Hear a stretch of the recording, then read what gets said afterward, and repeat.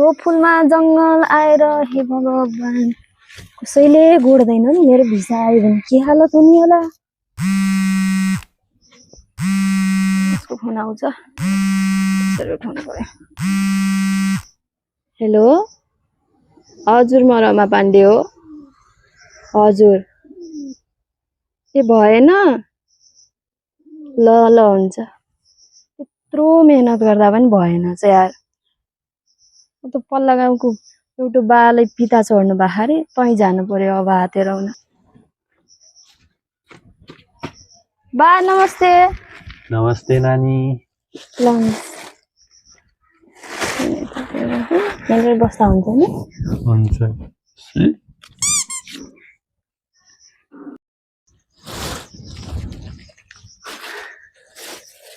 नानीले चामल लिएर आउनु भएछ। हामी त रोटी खाने मान्छे हो गाउँको। अब अर्कोचोटिदेखि आउनु बेला गहुँ नै लिएर आउनुला है। यसैको पिठो पिसेर रोटी खानु होला नि त बा।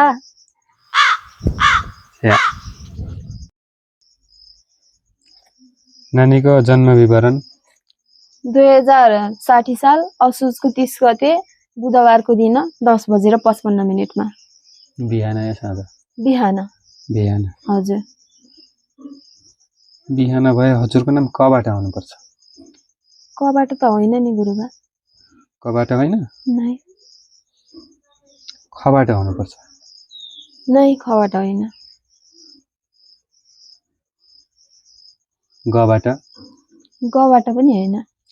ए गबाट त हिजोको भाइको नाम हो।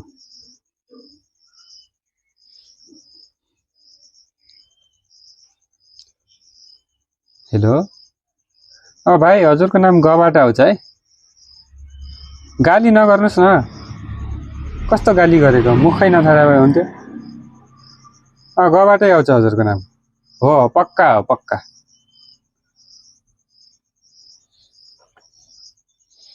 हजुरको नाम गबाट पनि आउँदैन?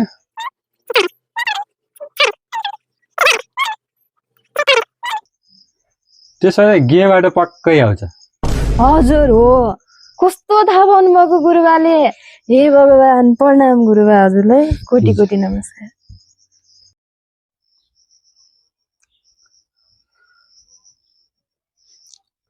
नानीले नजर लागेको छ हैन? नानीले नजर लागेको छ। अब नानीले नजर लागेको छ। नानीले घर बाहिरको खानेकुराहरू अति मनपर्छ। नानीको स्वभाव निकै राम्रो छ। नानीको अनुहार चाहिँ अलिकति नराम्रो छ। अब नानीलाई मोबाइल हेर्यो कि निद भाग्छ, किताब हेर्यो कि निद लाग्छ है। नानी सानो लोटेको पनि रहेछौ। म त लोटेन नि गुरुबा। हैन लोटेको त हुनै पर्छ। खै त म थाहा पान्न के र। तिमी सानो थियो त्यो भएर थाहा नपाएको हुन सक्छ तर तिमी सानोमा लोटेको चाहिँ। ल ल म घर गएर सोध्छु है बाबा मम्मीलाई। ल ल हुन्छ। यो सबै कुरा त आफ्नो ठाउँमा छँदैछ गुरुबा। तर म यिनी साधारण कुराहरू भन्दा एउटा विशेष कुरा सोध्नको लागि एउटा जिज्ञासा भएर हजुरलाई सोध्न आएको। नानीलाई के विषयमा जान्ने मन लागेर आउनु भएको? वैदेशिक रोजगारीको लागि मेरो योग कस्तो छ गुरुबा? वैदेशिक रोजगारीको कुरै छोडा नानी तिम्रो त स्वदेशिक रोजगारमा पनि योग छैन। हो र स्वदेशमा पनि छैन गुरुबा। अब व्यवसाय गरेर मनग्गे पैसा कमाउने योग भएको मानिसले के खानलाई जागिर गर्नु पर्यो? त्यस्तो हो। मैले कुन क्षेत्रमा व्यवसाय गर्दा चाहिँ राम्रो होला त फर्स्ट आउला? अब नानीलाई व्यवसायको लागि सबैभन्दा राम्रो विकल्प भनेको तिमीले चाहिँ ठेलामा आइफोन बेच्ने गर। त्यो फलप खाँदैन। त्यस्तो पनि हुन्छ? त्यस्तै हुन्छ नि गरे हुने हो के र। त्यसको लागि त ठुलै लगानी चाहियो होला त गुरुबा। अलि कम लगानीमा हुने खालको व्यापारको भन्नु न मलाई। ल त्यसो भए लगानी 0 प्रतिफल हिरो। अब तिम्रो व्यवसाय त्यो व्यवसायलाई एआईले पनि रिप्लेस गर्न सक्दैन। हजुर के होला त्यो आइडिया चाहिँ?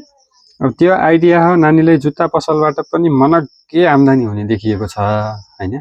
हजुर जुत्ता पसललाई पनि त लगानी चाहिएला नि। बिना लगानी हुन्छ र? अब नानीले जुत्ता किनेर बेच्ने हैन कि नानीले मन्दिरमा भएको जुत्तालाई चोरेर बेच्ने हो। त्यसको लागि लगानी चाहिदैन। नानीले बुझ्यो विकल्पहरू? हजुर बाबा बुझे। अनि म चाहिँ बिरामी भएको भए गर्छु गुरुबा।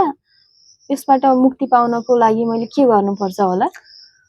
अब तिम्रो कुण्डली अनुसार तिमी रोगहरुबाट मुक्ति पाउनको लागि तिमी जिम जानै पर्छ हुँदैन। तिमीले दिनदिनै पानीपुरी र चटपटे खानै हुँदैन पर्छ है।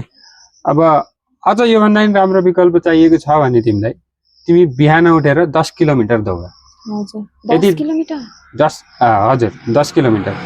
यदि 10 किलोमिटर दौडिन गाह्रो लाग्छ भने चाहिँ राति सुतेको बेला सपनामा त्यो देख्ने प्रयास गर कि तिमी दौडेको कुदेको खेलेको तिमीले चाहिँ सपना देख्ने प्रयास गर है। त्यस्तो भएपछि के हुन्छ भन्दाखेरि तिमी वास्तविक रूपमा स्वस्थ नभए पनि सपनामा पूर्ण रूपमा स्वस्थ हुन्छ। हुन्छ बाबा, हुन्छ ल। बाबा म पढाइमा सानैदेखि एकदम ट्यालेन्ट थिएँ। पछि पछि चाहिँ मलाई पढ्न जागरै लाग्न छोड्यो। म पास पनि बल्ल बल्ल हुन्छु। अहिले चाहिँ म पास हुन्छु जस्तो पनि लागेन कि मलाई। अनि त्यहाँदेखि मैले पास हुनको लागि के गर्नुपर्छ होला? अब पास हुनको लागि त यही गर्नुपर्छ। पास हुनको लागि त पढ्नुपर्छ नि, अरू के गर्नुपर्छ नि पास? होइन कि बाबा, केही सर्टकट अल्टरनेटिभ छैन पढ्ने बाहेकको? सर्टकट चाहियो नानीलाई? हजुर। ल सुन्नुहोस् अब सर्टकट है त। प्रत्येक परीक्षाको दिन बिहान 4 बजे उठ्ने। हजुर। अनि टोलका कुकुरहरू खेर्ने, त्यसपछि तिनीहरूको दुध दुने, त्यसमा खिर पकाउने, खिर पकाएर आफूले खाने, पहिले आफूले खिर पकाएर खाने।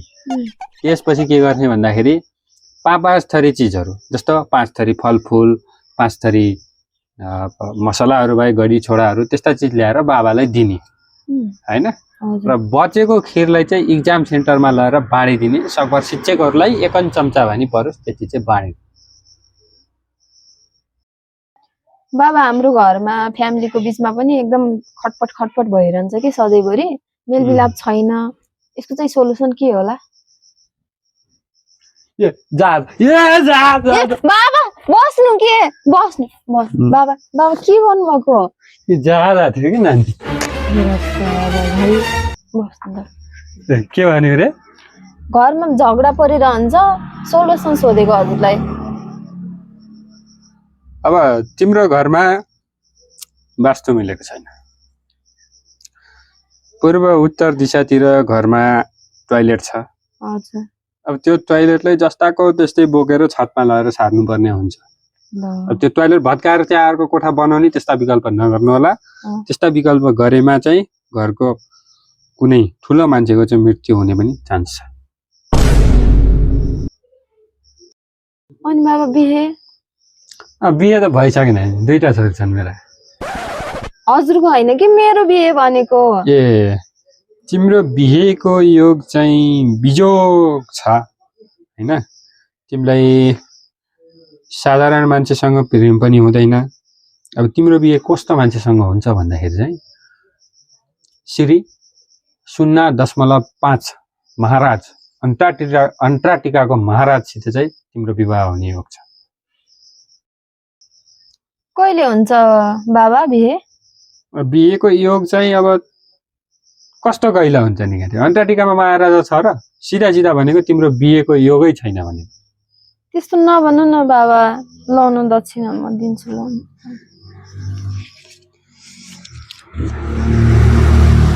तिम्रो बिहेको योग चाहिँ आउँदै गरेको विजया दशमीको अष्टमीको दिन हुन्छ। हो र? हजुर। कतातिर कुन दिशाको बालकसँग हुन्छ मेरो बिहे? तिम्रो बिहेको दिशा चाहिँ उता। हुन्छ बाबा, साह्रै खुसी लाग्यो हजुर नि आएर। मेरो धेरै जसो जिज्ञासाहरू मेटे। म अब क्लियर भयो कि मैले लाइफमा के गर्ने भन्ने कुरा। ल म जान्छु है। ल नानी, ल फेरि आउँदै गरे है त। हुन्छ। हाम्रो यस द EPIK इपिक इन्टरटेनमेन्टलाई फलो गर्नुहोला, माया गर्नुहोला। साथीभाइहरूसँग भिडियो मन परे सेयर गर्नुहोला, भिडियोलाई लाइक गर्नुहोला, भिडियोलाई कमेन्ट गर्नुहोला र युट्युबमा गएर हाम्रो यस च्यानललाई सब्स्क्राइब गर्नुहोला। र यदि हजुरहरूको भविष्यको बारेमा कुनै पनि चिज जान्नु मन परेमा यस बाबा बाबै बाबा अनि आएर हजुरले आफ्नो सम्पूर्ण जिज्ञासाहरू मेटाउनु होला।